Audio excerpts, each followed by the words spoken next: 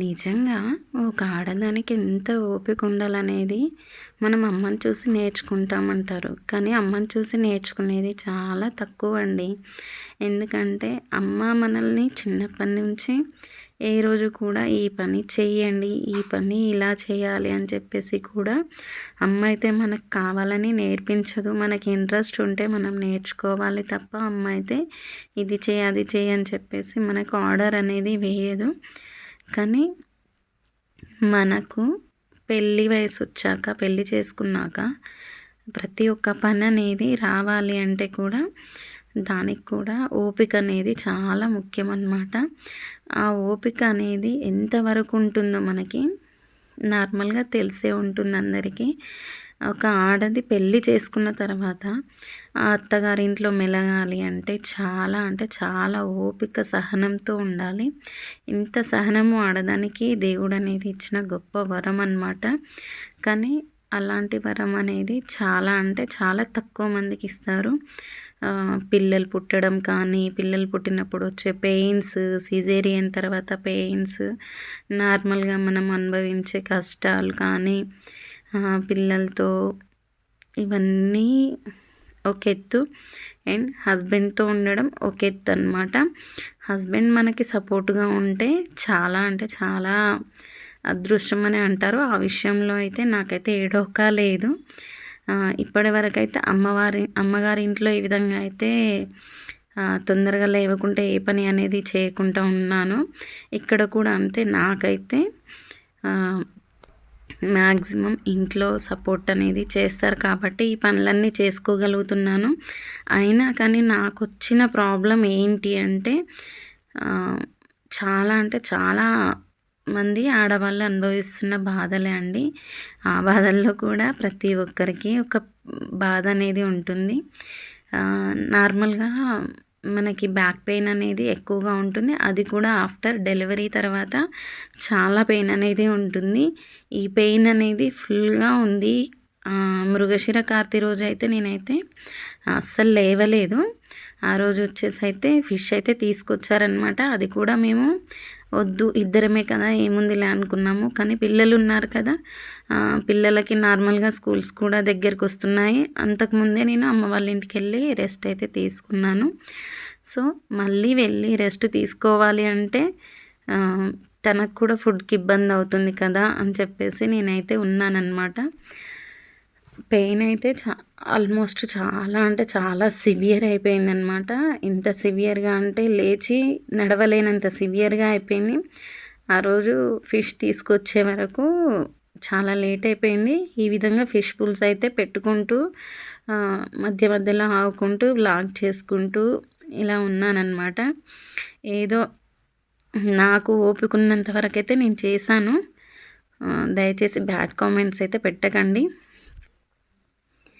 ఆడదానికి ఉండే ఓపిక అనేది చాలా తక్కువగా ఉంటుంది. ఆ బ్యాక్ పెయిన్ భరించాలి అంటే నార్మల్గా పిల్లలు పుట్టే టైంలో మనకు వచ్చే పెయిన్స్ కన్నా దారుణంగా ఉంటుందండి ఈ పెయిన్ అయితే. భరించడం కష్టము. సిజేరియన్ ఈజీ అని చెప్పేసి ప్రతి ఒక్కరు అంటూ ఉంటారు. కానీ సిజేరియన్ అనేది ఎంత ఫస్ట్ చేయించుకోవడానికి బాగున్నా కానీ ఆఫ్టర్ డెలివరీ తర్వాత దానివల్ల వచ్చే ప్రాబ్లమ్స్ కానీ, దానివల్ల వచ్చే ఇబ్బందులు కానీ చాలా ఉంటాయండి. ఒక్కటని కాదు, అందరూ అంటారు సిజేరియన్ ఏముంది, నార్మల్గా కన్న వాళ్ళకన్నా మీరు ఎక్కువనా అని అంటారు. కానీ నార్మల్గా ఉండేవాళ్ళు, నార్మల్ డెలివరీ వాళ్ళకి ఒక్కసారి తోటి పోతుందన్నమాట ఆ పెయిన్. సరే వాళ్ళకు కూడా ఉంటుంది, భరించలేనంత నొప్పితోటి భరించి మరీ కంటారు. కానీ సిజేరియన్ వాళ్ళకి ఆ స్టిచ్చెస్ మానకపోవడము, స్టిచ్చెస్ వేసేటప్పుడు అంటే మనకు డెలివరీ చేసేటప్పుడు వెన్నుకు వేసే ఇంజెక్షను ప్రతి ఒక్కటి ఉంటాయి. తర్వాత 3 months 4 months వరకు చేసే పథ్యం, ఆ కుట్లు మానాలి. మనము కరెక్ట్గా ఇంట్లో పని చేసుకోవడానికి ఒక 3-4 months టైం అయితే కంపల్సరీగా పడుతుంది. ఈ ప్రాబ్లమ్స్ అన్నీ లేడీస్కి మ్యాక్సిమం అందరికీ ఉంటాయి. కానీ దయచేసి ఇంట్లో పనిచేసే లేడీస్ ఉంటారు కదా, అత్త కానీ లేదా ఎవరైనా కానీ తక్కువైతే చేసి చూడొద్దు.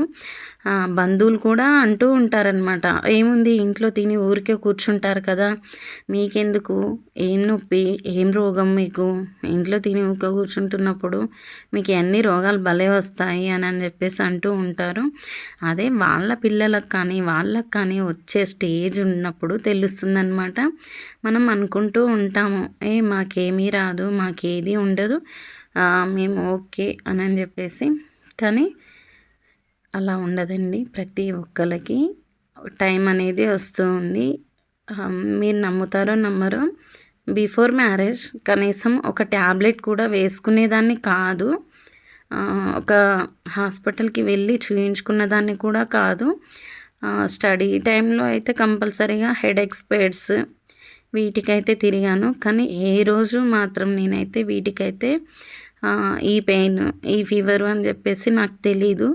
కనీసం బాడీ మీద ఒక చిన్న కురుపు కావడం కూడా తెలీదు. అలాంటిది ఆఫ్టర్ మ్యారేజ్ చాలా అంటే చాలా స్ట్రగుల్ అవుతూ పెయిన్స్ అనేది భరిస్తున్నాను. అది ఇంట్లో చెప్పుకోలేము, బయట మనము ఎక్కడ చెప్పలేము. కానీ తప్పదు అనుకుంటూ మన పని మనం చేసుకుంటూ వెళ్ళడమే. వాళ్ళు వీళ్ళు అన్నారని చెప్పేసి ఎవరైతే బాధపడొద్దు. అందుకని చెప్పేసి అయితే ఈ వ్లాగ్ అయితే చేశాను. అలాగే మీకు కూడా ఫిష్ కర్రీ అయితే చేసి చూపిస్తే బాగుంటుంది అని చెప్పేసి, సింపుల్గా అయిపోతుంది అనమాట, తొందరగా అని చెప్పేసి మీరు కూడా చూస్తారని చెప్పేసి అయితే వీడియో అయితే పోస్ట్ చేశాను. బికాస్ ఇది కూడా ఈ వీడియో ఎందుకు పెట్టానంటే, ఇంత పెయిన్ ఉన్నా, ఇంత నరకం అనుభవించిన ఆడవాళ్ళం కూడా ఈ వీడియో ఎందుకు పెట్టానంటే, ఇంత పెయిన్ ఉన్నా, ఇంత నరకం అనుభవించిన ఆడవాళ్ళం మన పని మనం చేసుకుంటూ పోవాల్సిందే, అంతే తప్ప ఎవరో వచ్చి మనకైతే సాయం అయితే చేయరు. అలా అని చెప్పేసి వాళ్ళ మాటలు పట్టించుకుంటూ కూర్చుంటే మనం ఇంట్లో పని చేయలేము. ఏడ్చి ఏడ్చి మన హెల్త్ అనేది ఇంకా ఖరాబ్ అవుతూ ఉంటుంది. మన హెల్త్ మీద మనం కాన్సన్ట్రేషన్ అనేది చేసుకొని ముందుకు వెళ్ళడమే తప్ప ఒకరి మాటలకు మనం భయపడి అయ్యో అలా అయిపోయింది, ఎవరికి లేదేమో, నాకే ఉందేమో అని చెప్పేసి అస్సలు అనుకోవద్దు. ప్రపంచంలో ఉన్న ఆడవాళ్ళందరూ భరించేదే. కాకపోతే డబ్బున్నోళ్ళు పని మనుషుల్ని పెట్టుకుంటారు, లేని వాళ్ళం మనమే ఓపిక చేసి తెచ్చేసుకొని చేస్తామన్నమాట. ఇదే అన్నమాట ఆడవాళ్ళ పరిస్థితి. మీకు కూడా ఇలా ఆఫ్టర్ డెలివరీ తర్వాత పెయిన్స్ అనేవి ఉన్నాయా, ఎలా ఉన్నాయి పెయిన్స్ అని చెప్పేసి మీరు కూడా అనుకుంటూ ఉంటారు. కానీ అందరికీ ఉండేవి.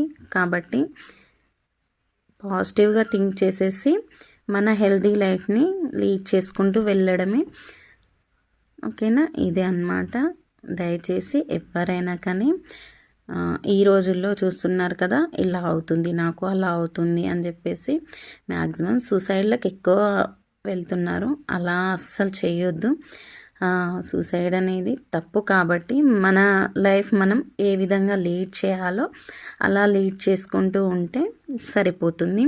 అండ్ మన హస్బెండ్ సపోర్ట్ అనేది మనకు ఎలా ఉండాలి అంటే, మనం తనకు సపోర్ట్ అనేది చేసి ప్రతి ఒక్క దాంట్లో మనం కూడా ఒక ఫ్రెండ్లీ నేచర్ తోటి ఉంటే తను కూడా కంపల్సరీగా సపోర్ట్ అనేది చేస్తారని నా ఉద్దేశము. ఇదన్నమాట వీడియో. ఒకవేళ ఏమన్నా రాంగ్గా చెప్పుంటే సారీ అండి. ఆల్మోస్ట్ కర్రీ కూడా అయిపోయింది.